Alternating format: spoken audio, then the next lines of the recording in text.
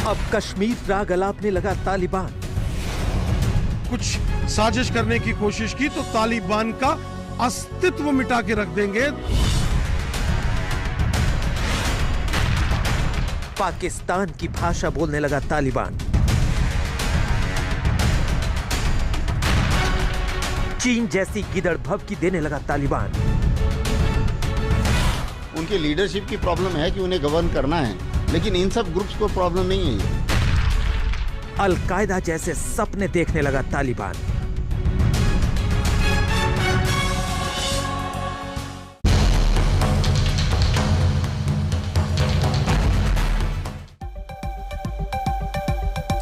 नमस्कार, आप देख रहे हैं हल्ला बोल। आपके साथ मैं हूं अंजना ओम कश्यप। मुंह में राम बगल में छुरी की कहावत आपने सुनी होगी, जिसका मतलब होता है कथनी कुछ और करनी कुछ और।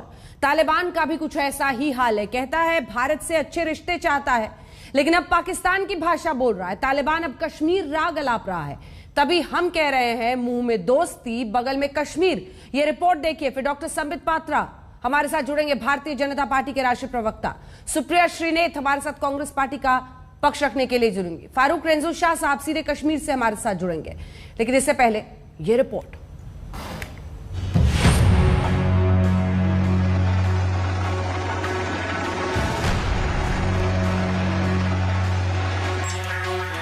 तालिबान की फौज देखिए, तालिबान के हथियार देखिए, तालिबान का हेलीकॉप्टर देखिए, तालिबान की बख्तरबंद गाड़ियां देखिए, तालिबान की तोपें देखिए, सड़कों पर एक कतार में चल रही सैकड़ों गाड़ियां देखिए। एक फौज के सारे साजो सामान तालिबान के पास मौजूद है। हालांकि ये कहना मुश्किल है कि तालिबान को ये सब कहां से मिले, चीन ने दिया या पाकिस्तान ने। लेकिन मुल्ला बरादर के शपथ ग्रहण से पहले तालिबान ने दुनिया को अपना दम जरूर दिखाया। कल तक कबीलियाई लड़ाकों और आतंकियों की फौज वाला तालिबान का चेहरा अचानक बदल गया और साथ ही बदल गई उसकी जुबान। कल तक तालिबान कह रहा था कि वो भारत और पाकिस्तान के बीच तनाव के मुद्दों में शामिल नहीं होगा, लेकिन अब तालिबान के प्रवक्ता सुहेल शाहीन ने एक इंटरव्यू में कहा है, एक मुसलमान के तौर पर भारत के कश्मीर या किसी और देश में मुसलमानों के लिए आवाज उठाने का हमारे पास अधिकार है। हम सभी देशों से मुसलमानों के साथ समानता के लिए अपील करेंगे। भारत देश की सेना, हमारे पैरामिलिट्री फोर्सेस का जलवा पूरी दुनिया ने देखा हुआ है। तालिबान भी पहले मजा चख चुका है भारतीय सेना के जवानों के अदम्य साहस, शौर्य और पराक्रम का। अगर तालिबान ने भूलकर भी भारत और जम्मू कश्मीर के बारे में कुछ अपशब्द कहे या कुछ साजिश करने की कोशिश की तो तालिबान का अस्तित्व मिटा के रख देंगे। तालिबान अभी तक भारत के साथ दोस्ताना रिश्ते बनाए रखने का दावा करता रहा है। तालिबान के प्रवक्ता बार बार भारत के साथ अच्छे रिश्ते बनाने की वकालत कर रहे हैं। ما مطمئنا گفته میتونم که امارات اسلامی افغانستان اجازه نمیده که از خاک ما علیه کدام کشور دیگر خطر ایجاد شود. با می پالیسی و با می اساس ما اطمینان میتیم هم به کشور هند هم به کشورهای دیگر که از طرف ما برشان کدام تهدید وجود نخواهد داشت. به این مورد کدام چیزی که लेकिन अचानक अफगानिस्तान में सरकार बनाने वाले इस आतंकी संगठन ने कश्मीर राग अलापना शुरू कर दिया है। दरअसल 2 दिनों पहले अल-कायदा ने तालिबान को बधाई संदेश दिया था। उस संदेश में कश्मीर की आजादी का ख्वाब देखा गया था। अल-कायदा की ख्वाहिश के बाद तालिबान के सुर बदल गए। तालिबान ने भारत को संदेश भेजा था कि वो बातचीत करना चाहता है। 31 अगस्त को दोहा में भारत और तालिबान के बीच पहली आधिकारिक बातचीत हुई। बातचीत कतर में भारत के राजदूत और तालिबानी नेता शेर अब्बास स्टैनिकज़ई के बीच हुई। बातचीत के दौरान तालिबान ने भारत के साथ अच्छे रिश्तों की ख्वाहिश जताई और भरोसा दिलाया कि अफगानिस्तान की जमीन का इस्तेमाल भारत विरोधी गतिविधियों के लिए नहीं होगा। अब स्टांस चेंज हो रहा है। कई कारण हैं, क्योंकि तालिबान अकेला तालिबान नहीं है, उसके अंदर LET भी लड़ रहा है, उसके अंदर JEM भी लड़ रहा है, उसके अंदर AQIS भी लड़ रहा है, उसके अंदर ISKP भी लड़ रहा है। ये भी अपना इन्फ्लुएंस दिखाएंगे उनकी लीडरशिप के ऊपर। उनकी लीडरशिप की प्रॉब्लम है कि उन्हें गवर्न करना है, लेकिन इन सब ग्रुप्स को प्रॉब्लम नहीं है। तालिबान की फितरत यही है, उसकी कथनी और करनी में बड़ा फर्क है। एक तरफ भारत से अच्छे रिश्ते भी चाहता है और दूसरी ओर कश्मीर की बात भी करता है। आज तक ब्यूरो। तो चर्चा की शुरुआत करते हैं। संबित पात्रा प्रवक्ता भारतीय जनता पार्टी के, सुप्रिया श्रीनेत प्रवक्ता कांग्रेस पार्टी की, प्रियंका चतुर्वेदी प्रवक्ता शिवसेना की, फारूक रेंजू शाह साहब चेयरमैन है कश्मीर सोसाइटी इंटरनेशनल के, फॉर्मर ब्यूरोक्रेट भी हैं, वो भी हमारे साथ जुड़ गए हैं। संबित पात्रा जी, आपके साथ शुरुआत करती हूं। फ्रेंडशिप रिक्वेस्ट तालिबान ने भेजा, आपने एक्सेप्ट किया, बातचीत की, लेकिन अब वो कश्मीर पर नजर गड़ाए बैठे हैं। अलकायदा का लंबा सा मुबारकबाद वाला खत उनके नाम आया और अब वो खुलकर अभी से कश्मीर की बात कर रहे हैं। फिर क्या उस फ्रेंडशिप रिक्वेस्ट को एक्सेप्ट करना सही रहेगा? नहीं अंजना जी, फ्रेंडशिप रिक्वेस्ट जो है, जो दोस्ती का रिक्वेस्ट है, उसे कोई एक्सेप्टेंस नहीं मिला है। नेगोशिएट करना, बातचीत करना, अपने लोगों के बेहतरी के लिए, अपने लोगों को उनके देश से छुड़ा करके सुरक्षात्मक तरीके से अपने देश में लाने के लिए, इसको नेगोशिएशन को रिकॉग्नाइजेशन नहीं कहा जा सकता है। डिप्लोमेसी जो भी समझता है वो जानता है कि हिंदुस्तान की अभी प्रायोरिटी है कि जो हज़ारों हिंदुस्तानी और जो माइनॉरिटीज़ अभी अफगानिस्तान में हैं, उनकी सुरक्षा को लेकर भारत की सरकार चिंतित है। किस प्रकार से उनको हम इवैक्यूएट कर सके, इस विषय पर रणनीति बन रही है।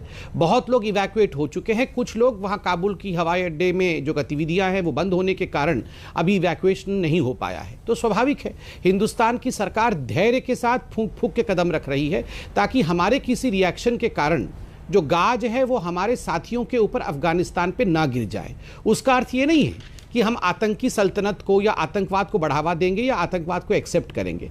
एक ही पॉलिसी है मोदी सरकार की, जीरो टॉलरेंस फॉर टेररिज्म। आतंकवाद कहीं से भी क्यों ना आए, अंततोगत्वा वो आता पाकिस्तान से ही है। यही कारण रहा कि मोदी सरकार ने यूएनएससी में पाकिस्तान के भूमिका को, पाकिस्तान की भूमि में जिस प्रकार LET और JEM ये तालिबान का समर्थन कर रहे हैं, इनकी गतिविधि, उस पर भी हमारे विदेश मंत्री ने कहा है। और बिल्कुल स्पष्ट रूप से हमारे विदेश मंत्रालय ने यह भी कहा है कि अफगानिस्तान की भूमि को आतंकवादी गतिविधियों के लिए भारत के खिलाफ इस्तेमाल करने का शक है, का संदेह है, यह भी नहीं होना चाहिए। अभी हम बड़े पेशेंस के साथ आगे बढ़ रहे हैं। एक बात, जहां तक कश्मीर का विषय है, बिल्कुल महफूज है कश्मीर। मोदी जी के अंडर में हमने अभी देखा है किस प्रकार 15 अगस्त को एक अरसे के बाद लाल चौक पे, जिस लाल चौक पे तिरंगा फहराना कभी एकदम असंभव माना जाता था, उसको तिरंगे के रंग में रंग दिया गया। हुर्रियत का क्या हश्र हुआ है आप सबने देखा है। उसी हुर्रियत का, जिस हुर्रियत को हिंदुस्तान के राजनीति में और सामरिक विषयों में एक महत्वपूर्ण भूमिका मानी जाती थी, उसको बहुत इंपॉर्टेंस दिया जाता था, मगर अभी आपने देखा हुर्रियत का क्या हश्र हुआ है। तो विश्वास रखिए, चाहे कितना भी ये पाकिस्तान उछले, याद रखिए पाकिस्तान रियल विलियन है और तालिबान उसका प्रॉक्सी है। हम जवाब पाकिस्तान को अपने तरीके से देते आए हैं। सर्जिकल स्ट्राइक, एयर स्ट्राइक करके पाकिस्तान को मजा चखाया है।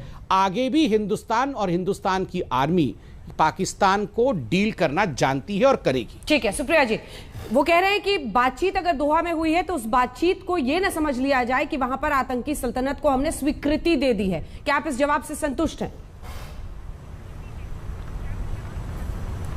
नहीं, बिल्कुल नहीं। और मैं बताऊंगी मैं क्यों संतुष्ट नहीं हूं। क्यों मैं भारतीय हूं और मैं चाहती हूं हमारे भारतवासियों की जो वहां फंसे हुए वहां पर रक्षा और यहां पे हमारी राष्ट्रीय सुरक्षा पर कोई संदेह ना हो। मैं दो बातें बिंदुवार तरीके से करना चाहती हूं। 14 जुलाई 2021, इसी साल की 14 जुलाई को डिफेंस कमेटी में राहुल गांधी जी ने कहा कि पाक, अफगान और चाइना का एक नेक्सस इमर्ज हो रहा है, उसके बारे में डिस्कशन होना चाहिए। जुआल ओराम जो भाजपा के, उन्होंने इस पर मना कर दिया और ये बहुत गंभीर विषय था, ये रणनीतिक विषय था। और आज 2 सितंबर को तालिबान जो अब कंट्रोल कर रहा है अफगानिस्तान को, वो कहता है कि चाइना हमारा मेन पार्टनर है। दो चीजें मुश्किल वाली हैं। वो 3 सितंबर को आज उसने कहा कश्मीर के बारे में बात करता है, इसकी उनकी हिमाकत भी नहीं होनी चाहिए। और दूसरा, उन्होंने कल कहा था कि चीन अब उनका मेन पार्टनर है। तो इसको आगाह किया गया था कि एक चाइना, पाकिस्तान और तालिबान का नेक्सस बन रहा है। मैं दूसरी बात, और ये मुद्दे की बात है, उठाना चाहती हूं यहां पर कि 16 अगस्त को भारत की अध्यक्षता में यूएन सिक्योरिटी काउंसिल ने एक रेजोल्यूशन पास किया था और उस रेजोल्यूशन में तालिबान को टेरर ऑर्गेनाइजेशन माना गया था। 27 अगस्त को उसी रेजोल्यूशन में चीन की आपत्ति के कारण तालिबान का नाम हटा दिया गया। आज जब तालिबान हमारी कश्मीर के बारे में बोल रहा है, तो क्या भारत एंडोर्स करता है उस रेजोल्यूशन को? यह सवाल आज हर भारतीय पूछ रहा है। आज तालिबान को डीलिस्ट किया जाएगा या तालिबान को टेरर ऑर्गेनाइजेशन माना जाएगा जैसा हम पहले मानते थे? क्योंकि ये चीन की आपत्ति पर हटाया गया था, ये चीन के इशारे पर हटाया गया था हमारी अध्यक्षता के दौरान। मैं दो सवाल जरूर भाजपा से, सरकार से और प्रवक्ता से पूछना चाहती हूं। यहां पर बार बार कहा जाता है हमारे लोग फंसे, बिल्कुल उनकी सुरक्षा सर्वोपरि है। क्या सरकार के पास कोई आकलन है कि वहां पर कितने लोग फंसे? काबुल का एयरपोर्ट अब बंद हो चुका है, उनको लाने का क्या बंदोबस्त है? हम फेयर वेदर फ्रेंड से, चाहे वो रशिया हो या कोई और हो, क्या उनसे बात कर रहे हैं उनको लाने के लिए या यूएन से?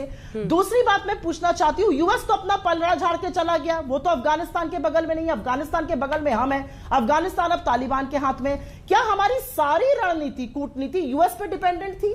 हम क्या कर रहे थे इस जमाने में? क्योंकि यूएस ने 125 देशों के साथ बयान दिया, उसका हम पार्ट नहीं थे। रशिया ने एक ट्रोइका प्लस बनाया, उसका हम पार्ट नहीं थे। मैं एक और चीज जरूर बोलना चाहती हूं कि कुछ लोग जो जानकार है कूटनीति के, वो बोलते हैं कि नॉर्दर्न अलायंस हो गया या दोस्तुम हो गया, या ऐसे जो लोग हैं वो भारत के लिए सहानुभूति रखते हैं। हमारी सरकार को उनसे बात करनी पड़ेगी। और अंत में मैं सिर्फ एक बात कहना चाहती हूं, यह मुद्दा राष्ट्रीय सुरक्षा का है, भारत की संवेदना का है, और इसलिए मैं चाहती हूं कि सरकार इसको राजनीतिक ना बनाए। आप औपचारिकता सिर्फ मत पूरी करिए विपक्ष से बात करके। विपक्ष में ऐसे लोग हैं जिन्होंने इन चीजों को झेला है, जो समझते हैं। आप बात करिए, ये राष्ट्रीय सुरक्षा का मामला है। अब ये सिर्फ तू मैं की लड़ाई नहीं है। तालिबान ने जो हिमाकत करी है, चाहे वो कश्मीर की बात करके या जो चीन को उन्होंने अपना मेन पार्टनर बनाया है, इसके बारे में राहुल गांधी जी ने आपको आगाह किया था, आपने कोई डिस्कशन नहीं किया, आपने उस पर कोई ध्यान नहीं। प्रियंका जी, आपके पास आते हुए संबित पात्रा जी का कहना है कि हमारा जीरो टॉलरेंस टुवर्ड्स टेररिज्म है। हम ऐसे संगठनों, मैं एक साथ जवाब लूंगी संबित जी आपसे। उनका कहना है कि हम ज्यादा सख्ती के साथ पुरानी सरकारों के बजाय हुर्रियत जैसे संगठनों से भी डील करते आए हैं, और हम किसी आतंकी संगठन को रिकॉग्नाइज नहीं कर रहे हैं। हम कोशिश कर रहे हैं कि वहां जो लोग हमारे फंसे हुए हैं उनको दिक्कत ना आए। प्रियंका जी। नहीं, मैं बस यहाँ पे ये कहना चाहूंगी, एक भारतीय होने के नाते ये अपने आप को जो भी उपाधि देना चाहें इस समय पर ये लोग दे दें। इन्होंने ऑल पार्टी मीटिंग रखी, तभी भी हमने कहा था कि अभी सबसे इम्पोर्टेंट है कि हम भारत को ऊपर रखकर, अपनी नेशनल सिक्योरिटी इंटरेस्ट को ऊपर रखकर हम सब सरकार के समर्थन में, सरकार के निर्णयों में साथ खड़े रहेंगे। पर यहाँ पर दिक्कत ये है कि आप उस तालिबान से बात करें, और मैं आपको बताऊं 10 दिन पहले एक लीडिंग न्यूज़पेपर इंडिया का बात करने लगा था एक शेरू की, कि कैसे आईएमए में एक शेरू होते थे, अफगानिस्तान से आए थे, इतने फ्रेंडली थे, लविंग फ्लोइंग बियर्ड थी उनकी, तो आर्मी तो शायद अगर बातचीत तालिबान से शुरू होगी तो उन्हीं से होगी, क्योंकि वो इंडिया की तरफ उनका ध्यान है, वो रह चुके हैं, वो इंडिया को जानते हैं। और उसी के 10 दिन बाद उन्हीं शेरू से इनकी मुलाकात हुई है, जो औपचारिक तरीके से हमारी सरकार ने तो बता दिया कि हमारी बातचीत हुई है और हमारी इस मुद्दे पे हुई है। ये हमारी सरकार का वर्जन है। तालिबान का तो अभी तक वर्जन ही नहीं पता है कि तालिबान ने मीटिंग को एक्नॉलेज तक नहीं किया है। ये वही तालिबान है जो कश्मीर को आज नहीं बोल रहा है, ये तालिबान कश्मीर को पहले भी बोल चुका है, कश्मीर के मुद्दों को लेकर कि हम कश्मीर के साथ खड़े हैं, कश्मीर में मुसलमानों के साथ खड़े हैं, और इसको एक मैं मानती हूं एक रिलीजियस एंगल के नजरिए से देख रहे हैं। अब इनमें हिमाकत इसलिए बढ़ गई है, मैं आपको समझाती हूँ, सिर्फ पाकिस्तान ही नहीं है यहाँ पे, पता नहीं हमारे संबित भैया क्यों कतरा रहे हैं चाइना का नाम लेने को। अब तालिबान के साथ चाइना भी घुस पड़ा हुआ है, और चाइना और पाकिस्तान मिलकर हमारे देश में अंदरूनी माहौल बिगाड़ने का काम तो करेंगे, ये सबको पता है। चलिए, मैं उम्मीद करती हूँ प्रधानमंत्री मोदी जी सबके लिए तैयार हैं, पर उस दिन उनसे बात कर शेरू जी से बात कर देश के शेरू जो नाम रखा जा रहा है, बार बार उनके बारे में रिपोर्ट किया जा रहा है, उनसे बात कर आपने कहीं ना कहीं भारत का मस्तक झुकाया है, ये दिखाने को कि हमें इनके समर्थन की जरूरत पड़ेगी। अगर हमें भारतीयों को वापस हमारे देश में लाने की जरूरत है, हमें उनकी क्यों जरूरत पड़ेगी? हम इस आतंकी संगठन को आतंकी संगठन क्यों नहीं बोलने को तैयार है यूएनएससी में? आपकी अध्यक्षता में आप यूएनएससी में से आतंकी संगठन का नाम हटा देते हैं, आप कह देते हैं अफगान फोर्सेस। तो मैं मानती हूं कि ये हमारे लिए और हमारे देश के लिए किसी तरीके से इनके साथ कॉम्प्रोमाइज करना या इनको किसी तरीके का लेजिटिमेट एक्नॉलेजमेंट करना, ठीक है, हमारे देश के लिए आने वाले समय में हानिकारक हो सकता है। बस मेरा इतना ही कहना है, और मैं ये एक पॉजिटिव इंटरवेंशन के माध्यम से दे रही हूँ, ना कि कोई कटाक्ष कर रही हूँ। ठीक है, संबित जी जवाब दीजिए। संबित जी वो कह रही है कि यूएनएससी की अध्यक्षता में, ये सवाल कॉमन था दोनों का, आखिर कैसे? मैंने सुना सब कुछ सुना, मैं जवाब देता हूं। मैंने लिख भी लिया है ताकि मैं कोई भी प्रश्न छोड़ न दूं निरुत्तर, इसलिए मैं सबका जवाब दे रहा हूं। नंबर एक जो प्रश्न था कि आपका प्रश्न था कि क्या यहाँ पे प्रियंका जी और सुप्रिया जी कांग्रेस इत्यादि ये संतुष्ट हैं कि नहीं। ये तो हमेशा से असंतुष्ट हैं, इनका क्या करेंगे। एयर स्ट्राइक हुआ तो ये संतुष्ट थे, नहीं थे। सर्जिकल स्ट्राइक हुआ तो ये संतुष्ट थे, ये संतुष्ट नहीं थे। ये किस चीज़ से संतुष्ट थे? इनको संतोष किया जा सकता है क्या? नहीं हो सकती, इनकी संतुष्टि नहीं हो सकती। इसलिए इस संतुष्टि की चिंता मत करिए, कांग्रेस पार्टी संतुष्ट है कि नहीं, नंबर एक। नंबर दो प्रश्न था राष्ट्रीय सुरक्षा, एक शब्द इस्तेमाल किया गया, राष्ट्रीय सुरक्षा का विषय है, बहुत गंभीर मामला है। अंजना जी बिल्कुल सही बात है, राष्ट्रीय सुरक्षा का विषय है। अंजना जी याद करिए, एक जब समय था 2014 तक, किसी भी स्टेशन पे जाइए, किसी भी हवाई अड्डे पे चले जाइए, सब्जी खरीदने चले जाइए, तो हर माइक पे एक ही अनाउंसमेंट होता था, बैठने से पहले सीट के नीचे देख ले, बम हो सकता है। ये टिफिन नहीं, यहाँ बम हो सकता है। यहाँ पर अगर आप कोई भी पैकेज देखें तो वो बम हो सकता है। हर दूसरे दिन बम फूटता था, 9-9, 10-10 बम ये दिल्ली में फटते थे। बम फट रहा है क्या? ये मोदी जी जब से प्रधानमंत्री बने एक बम फट रहा है? कहीं फट नहीं रहा है। राष्ट्रीय सुरक्षा को लेकर कांग्रेस पार्टी और बाकी लोगों से बहुत अधिक चिंता मोदी जी कर रहे हैं। इसकी चिंता इनको करने की आवश्यकता तो है, मगर उस पर कटाक्ष करने की आवश्यकता नहीं है। तीसरी बात, यहां कहा गया कि राहुल गांधी ने बहुत पहले ये सब प्रेडिक्ट कर दिया था कि इस प्रकार से होने वाला है, अफगानिस्तान ऐसा हो जाएगा, ये तालिबान आ जाएगा। ये राहुल गांधी तो कोरोना भी प्रेडिक्ट कर रहे थे। राहुल गांधी सब कुछ प्रेडिक्ट कर रहे हैं आजकल वो जो ज्योतिषी वाला स्लॉट खाली है आज तक पे, उसमें बैठा हो राहुल गांधी को। ये अगर सब कुछ पहले से प्रेडिक्ट कर देते हैं तो ये क्या मजाक है? सब कुछ प्रेडिक्ट कर देते हैं राहुल गांधी पहले से। लास्ट में इन्होंने मुझसे सवाल पूछा कि कितने लोग आएंगे भारत के, किस दिन आएंगे, कहां से आएंगे। ये सारा कुछ मैं यहां पे टीवी पे बताऊं। कैसे बताऊं टीवी पे? कितने लोग हैं, कहां हैं, किस दिन वो एयरपोर्ट पे लाए जाएंगे, उनको कैसे लाया जाएगा, ये नेशनल टीवी पे बताने वाला विषय होता है, ताकि उसी दिन बम डाल के हमारे लोगों को उड़ाया जाए। अरे आपको क्या लगता है, इस सरकार की, मोदी जी की सरकार की 2014 से एक ट्रैक रिकॉर्ड है। 43 नर्सेज ISIS के चंगुल में फंसी हुई थी, उनको भी निकाल के लाया। ISIS के चंगुल में हमारे फादर भी फंसे हुए थे, 3 फादर, उनको भी निकाल के लाया गया। वो मत बताइए, लेकिन ये तो बताइएगा ना कि UNSC में हमारी अध्यक्षता में तालिबान पर जो स्टेटमेंट वहां की सरकार पर पास हुआ है, उस पर तो सफाई दीजिएगा ना। किसी ने जहां तक भारत का सवाल है, भारत ने अभी इस पर किसी प्रकार की टिप्पणी नहीं की है। किसने कहा कि भारत ने कहा कि तालिबान एक आतंकी ऑर्गेनाइजेशन नहीं है? आप इंतजार तो करिए, मैं कह रहा हूं धीरज रख के इंतजार करिए। आप देखिएगा अंतिम विषय भारत का ही होगा। डिप्लोमेसी में हमेशा धीरज का बहुत महत्व होता है। जब तक अपने लोगों को हम निकाल के नहीं लाते हैं, यहां बैठ के मुस्कुराने से नहीं होगा। और एक बात मैं बता दूं अंजना जी, नेगोशिएशन और बातचीत, जब IC-184 कंधार में जब ये पूरा का पूरा हाईजैक हुआ था फ्लाइट का, उस समय आतंकवादियों के साथ नेगोशिएशन हुआ था। उसका अर्थ यह नहीं होता है कि आतंकवादियों को हमने लेजिटिमाइज कर दिया था, उसको रिकॉग्नाइज कर दिया था। हाँ, हमने नेगोशिएशन किया कि किसी बच्चे का अपहरण हो जाता है, आपके कॉलोनी में हो जाता है, तो पुलिस बात नहीं करती है। उसका अर्थ ही नहीं होता है क्रिमिनल को आप, जो क्रिमिनल है उसको आप लेजिटिमाइज कर रहे हैं। बिल्कुल हम लेजिटिमाइज नहीं कर रहे हैं। और मोदी जी हैं तो आप विश्वास करिए, कश्मीर के ऊपर आंख उठा के देखोगे तो उसका हश्र क्या होगा, ये मोदी जी ने पहले करके दिखाया है। यहां शिवसेना की हमारी प्रियंका बहन बैठी हुई है। प्रियंका बहन ने कहा कैसे निकाल के लाओगे, इसके लिए तो कोई नेगोशिएशन की आवश्यकता नहीं थी, कोई बातचीत की आवश्यकता नहीं है। अगर कुछ 1000 लोग वहां पर हैं तो बातचीत करने की आवश्यकता नहीं है। इस विषय पे कोई भी नेगोशिएशन नहीं होना चाहिए। तो क्या करें, संजय राउत को भेज दे, संजय राउत निकाल के ले आएगा? कैसे करेंगे? इन सब विषयों पे बहुत एक्सपर्ट्स बैठ के चिंता करने के बाद विषय करते। क्या हम अपने आर्मी को भेज दें आर्मी को भेजे कि वहां जाके लड़के लोगों को निकाल के लाए? क्योंकि उन्होंने संजय राउत का सीधा नाम लिया, एक बार वो जवाब दे लें, फिर मैं सुप्रिया जी आ रही हूँ आपके पास। प्रियंका जी, फारूक साहब इसके बाद आऊंगी सब। इन्होंने राहुल जी का नाम लिया था। ठीक है, मैं इसके बाद इनको बहुत सम्मान से इनके बारे में बात करती हूँ। नहीं, मैं इनसे तो बहुत सम्मान से बात करती हूँ। मैं प्रधानमंत्री मोदी जी के बारे में भी उल्टी सीधी बात नहीं कर रही हूँ, पर इनका जिस तरीके से इन्होंने संजय राउत जी के बारे में बयान दिया है, इनको माफी मांगनी चाहिए।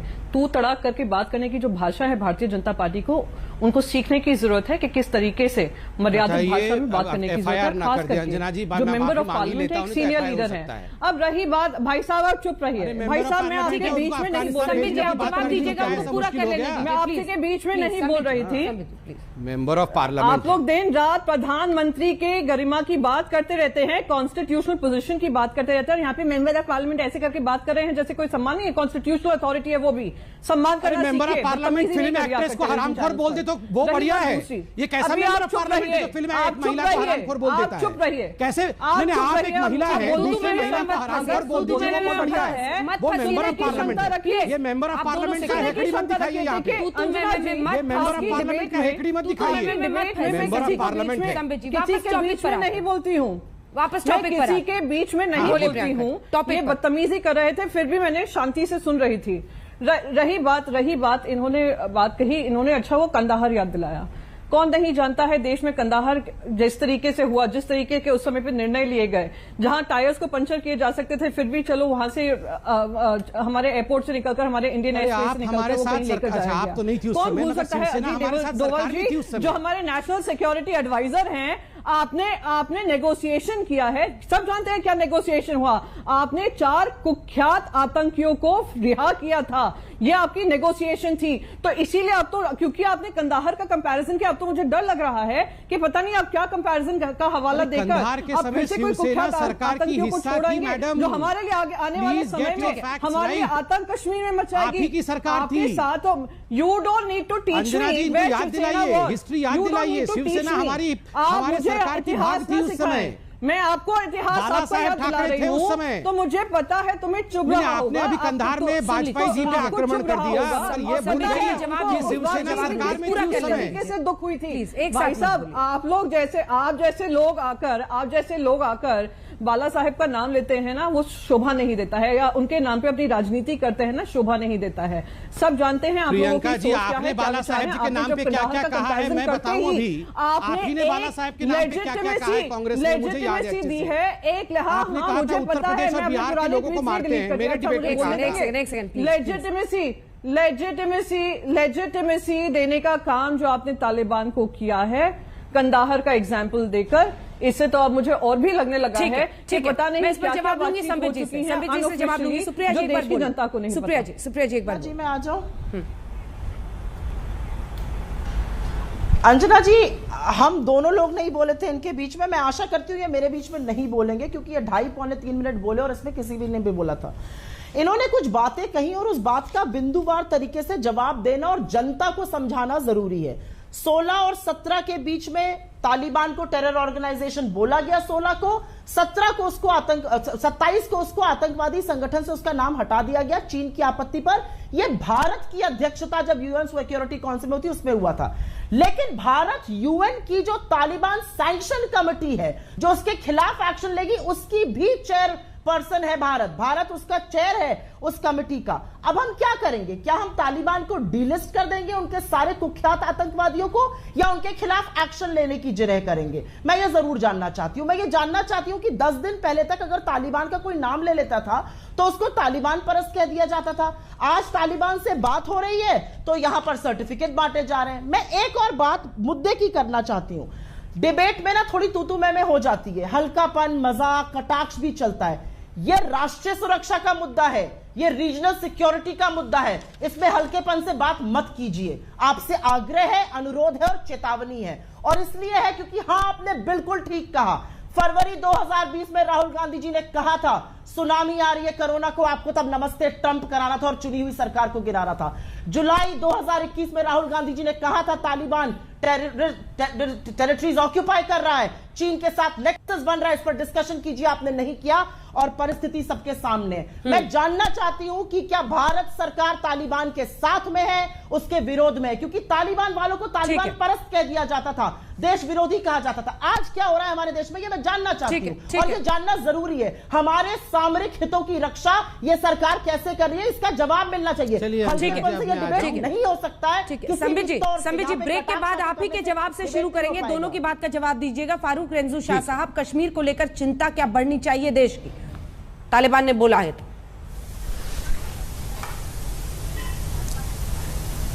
देखिए, आपको कश्मीर बाद में याद आया, जबकि ये सारा जो इस वक्त सिचुएशन बन रही है, इसमें कश्मीर को दोबारा टारगेट करने की कोशिश की जा रही है वायलेंस के जरिए। और कश्मीरी इस वक्त बहुत ज़्यादा सोच समझदार है, वो समझ चुके हैं, क्योंकि हमारे सामने वो दहाई जो 1990 से शुरू हुई और 2000 तक रही, और उसमें वो लोग जिनको आप कह रहे हैं लेफ्टिस्ट, वो उनकी यहाँ पार्टियां भी थी लेफ्टिस्ट टेंडेंसी की, वो और कम्युनिस्ट आइडियोलॉजी के लोग आपस में मिले और वहां भी मिले, वहां भी कम्युनिज्म, यहां पे उन्होंने वायलेंस को साथ दिया। और अगर आप देखें यही लोग आए थे, अफगानिस्तान से भी आए थे उस आइडियोलॉजी के लोग जिन्होंने हमारे शेखुल आलम आस्थान को जला दिया, जिन्होंने यहां उस आइडियोलॉजी को सप्रेस करने की कोशिश की थी जिसको साथ दे रही थे कम्युनिस्ट वहाबी आइडियोलॉजी भी। और 1947 को मत भूलिएगा, 1947 में पंडित जवाहरलाल नेहरू के टाइम में ही सकम्ब हो गए सवात, और जो आए थे वो तालिबानी आइडियोलॉजी के लोग उरी पे ही रुक गए जो नहीं रुकना चाहिए था। और वही लोग, मुझे एक पार्लियामेंट मेंबर था साफुद्दीन सोज साहब, उसने किताब लिखी है, जब उसने एक गवर्नमेंट गिरा दी सेंटर में एक वोट से, उसने कहा देखो मैंने पार्लियामेंट में जहाद किया। और क्योंकि ये जो तालिबानी सोच है उसका असर पड़ने लगा है। अभी आप देख लीजिए, हाल ही में गुपकार के एक बहुत बड़े लीडर ने, अभी बन रही थी तालिबान की हुकूमत, यहाँ के तमाम IAS ऑफिसर और लोकल अफसरों को तालिबानी स्टाइल पे धमकी दी। और यही वो लोग हैं जब जामिया मस्जिद में वो काले झंडे चढ़ते थे, वो बोलते थे कि हमारे बच्चे हैं। तो ये बच्चे, ये इसको मत आप प्राइमा फेशी पे ले लो या आप इनोसेंट स्टेटमेंट ले लो, ये इनोसेंट स्टेटमेंट नहीं। ठीक है सर, एक ब्रेक के लिए हमें रुकना पड़ रहा है, चर्चा जारी रखेंगे और आप संबित पात्रा जी दोनों की बातों का जवाब दीजिएगा। एक छोटे से ब्रेक के बाद हम लौट रहे हैं, देखते रहिए आज तक। तो एक तरफ तालिबान फ्रेंडशिप रिक्वेस्ट, मुंह में दोस्ती की बात, और दूसरी तरफ कश्मीर पर नजर। इसी पर आप देख रहे हैं लगातार चर्चा, क्या भारत को बातचीत करनी चाहिए। लेकिन इस बीच बड़ी खबर आ रही है जो आपको बता दें, तालिबान के प्रवक्ता ने कल सरकार गठन की बात कही है, यानी तालिबान प्रवक्ता ज़बीउल्लाह मुजाहिद का जो बयान है, यह अब तय है कि कल सरकार का गठन औपचारिक रूप से वहां हो जाएगा। आज जुम्मे की नमाज के बाद ऐलान होना था, ऐसी जानकारी आई थी, लेकिन अब कहा जा रहा है कि कल सरकार का गठन किया जाएगा।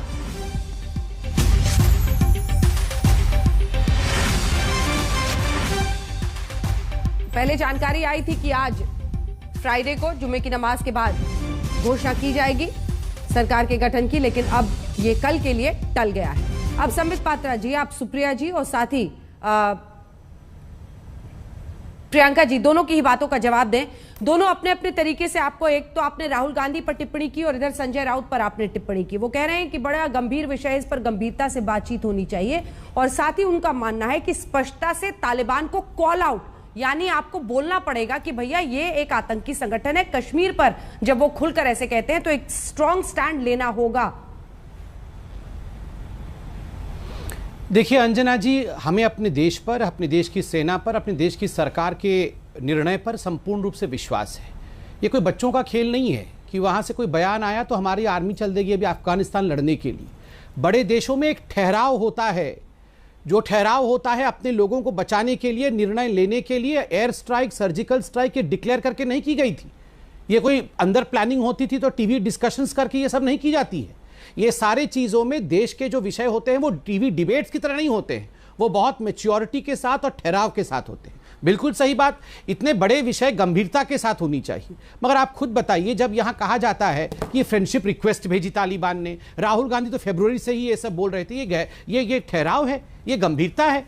और गंभीरता किसने तोड़ी राष्ट्र सुरक्षा के विषयों को लेकर? जब खून की दलाली कही जाती है हमारे ही सर्जिकल स्ट्राइक को, जब ये कहा जाता है कि पाकिस्तान ने हमारे जहाज को गिरा दिया, जब ये कहा जाता है कि एयर स्ट्राइक से क्या हुआ, कितने कौवे मारे गए, ये गंभीरता होती है। राष्ट्रीय सुरक्षा को लेकर गंभीरता किसने तोड़ा? राहुल गांधी, जो राष्ट्रीय सुरक्षा का र तक नहीं समझते हैं। तीसरी बात, यहां पर बार बार चीन का नाम लिया गया। देखिए, चीन को लेकर 1 इंच की भूमि इस सरकार के समय नहीं गई है। चीन को लेकर डोकलाम में जब स्टैंड ऑफ इस सरकार ने 75 दिन का स्टैंड ऑफ हुआ, पूरे विश्व ने सराहा भारतवर्ष को। उस समय चीन में, भारत में चीन के टेंट के नीचे डोकलाम के स्टैंड ऑफ के समय गांधी परिवार पकड़ा गया। ठीक है, जवाब दे रहे हैं। MOU जाके इन दोनों ने साइन किया था, सोनिया जी। और एक सेकंड, मैंने दोनों का जवाब देना है। दो लोग हैं उनके तरफ, मुझे जवाब देने दिया जाए। ठीक है। तो चीनी टेंट के नीचे गांधी परिवार पकड़ा गया था, माँ बेटे जाकर एमओयू साइन कर रहे थे चीन में, इसलिए चीन कहने की आवश्यकता, ये हिमाकत ये हमारे साथ ना करे। अंतिम बात मैं कहना चाहूंगा, देखिए शिवसेना ने यहां कहा कंधार के समय वाजपेयी जी क्या कर रहे थे, आपको तो टायर पंचर कर देना चाहिए था, टायर पंचर नहीं किया, क्यों आप नेगोशिएट कर रहे थे, ये भूल गई है प्रियंका जी। प्रियंका जी, उस सरकार में आप भी हिस्सेदार थे, उस जिस टेबल पे सोनिया जी के साथ नेगोशिएशन हो रही थी उस टेबल पे आपके मंत्री भी बैठे हुए थे और उन्होंने भी यही ख्याल रखा जो हम दोनों की मिली सरकार ने रखा है। अब कितने कन्वीनियंटली आप ये भूल भी गए कि इतने वर्षों तक हमारी सरकार थी, उसके बाद आप यहां पर कांग्रेस के साथ खड़ी हो गई और भारतीय जनता पार्टी और वाजपेयी जी के ऊपर उंगली उठा रही हैं। वही सोनिया गांधी जिन्होंने कहा था कि 200 भारतीयों को किसी भी कीमत पर हमें छुड़ाना चाहिए। अंजना जी, कल को आप बताइए, अगर 100 भारतीयों को वहां पर किसी कीमत पर किसी तरह से उनके ऊपर गाज गिरता है अफगानिस्तान में, राहुल गांधी का क्या है? कल वो उठा के एक प्रेस कॉन्फ्रेंस कर देंगे, देखो जी मोदी जी ने कुछ नहीं किया, हमारे 100 लोगों के ऊपर गाज गिर गई।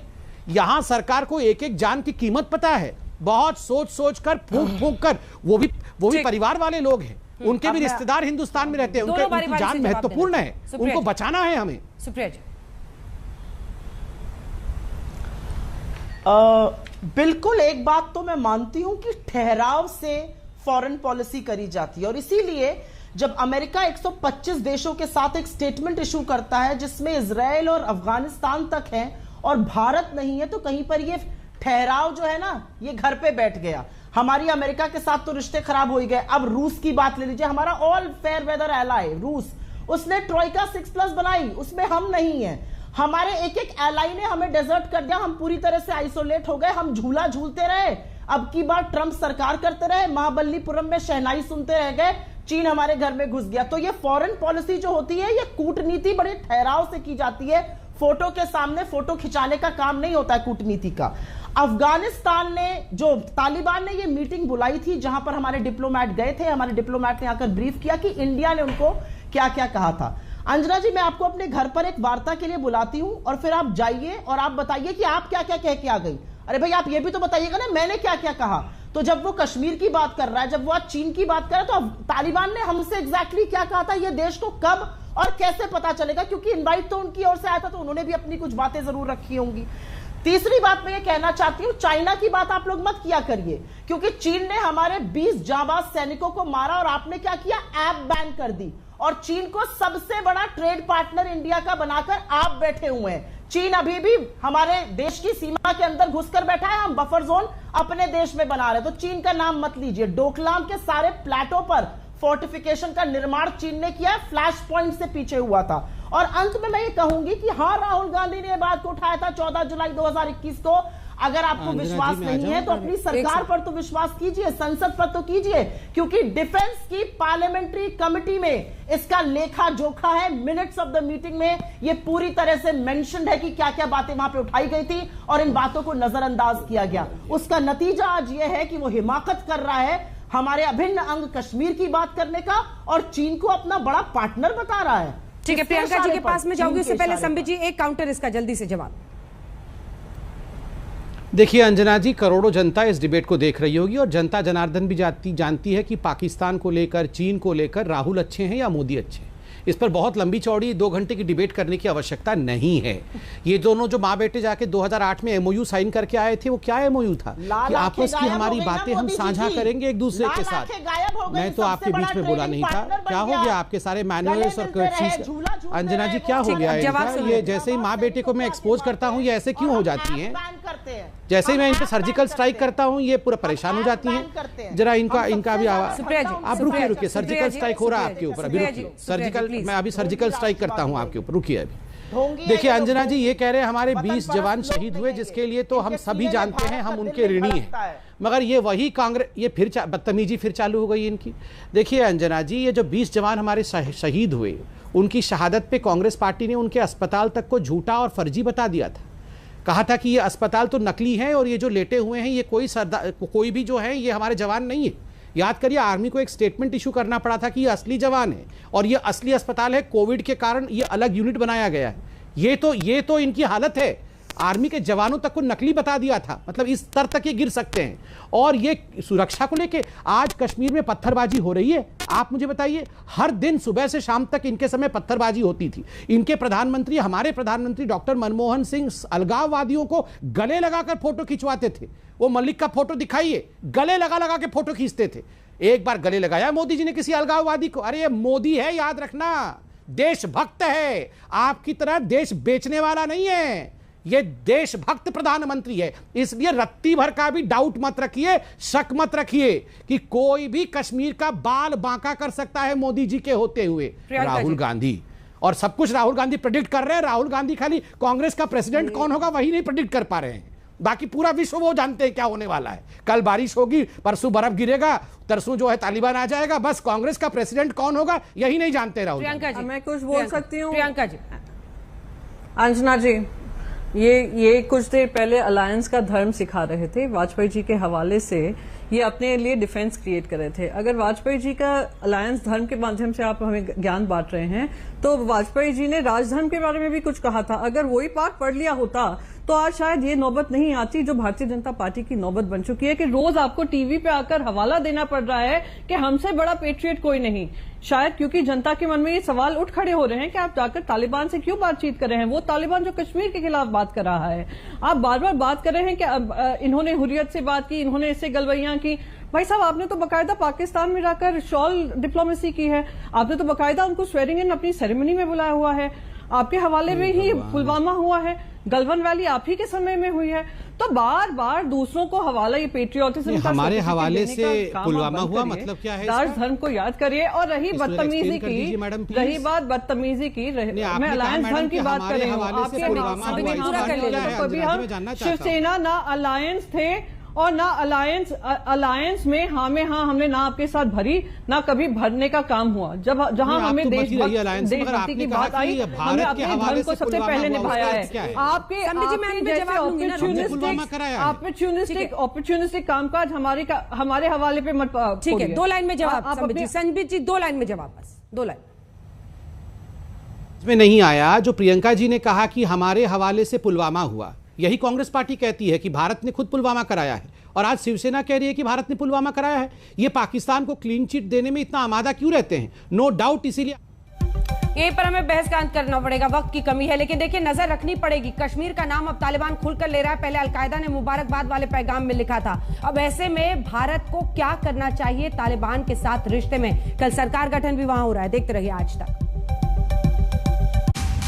तो देखा आपने, हम बहस कर रहे थे कि कश्मीर का नाम अब खुलकर तालिबान ले रहा है, तो कश्मीर के नाम लेने के बावजूद क्या तालिबान से बातचीत होनी चाहिए? इस बीच बड़ी खबर भी हमने आपको बता दी कि किस तरह से सरकार गठन कल होगा, ये तालिबान के प्रवक्ता ने कह दिया। इन्हीं सब पर आप देख रहे थे चर्चा, देखते रहिए आज तक। कश्मीर की बात करें जब तालिबान, तो होनी चाहिए क्या तालिबान से बातचीत? इसी पर आप देख रहे थे आज हल्ला बोल, देखते रहिए आज तक।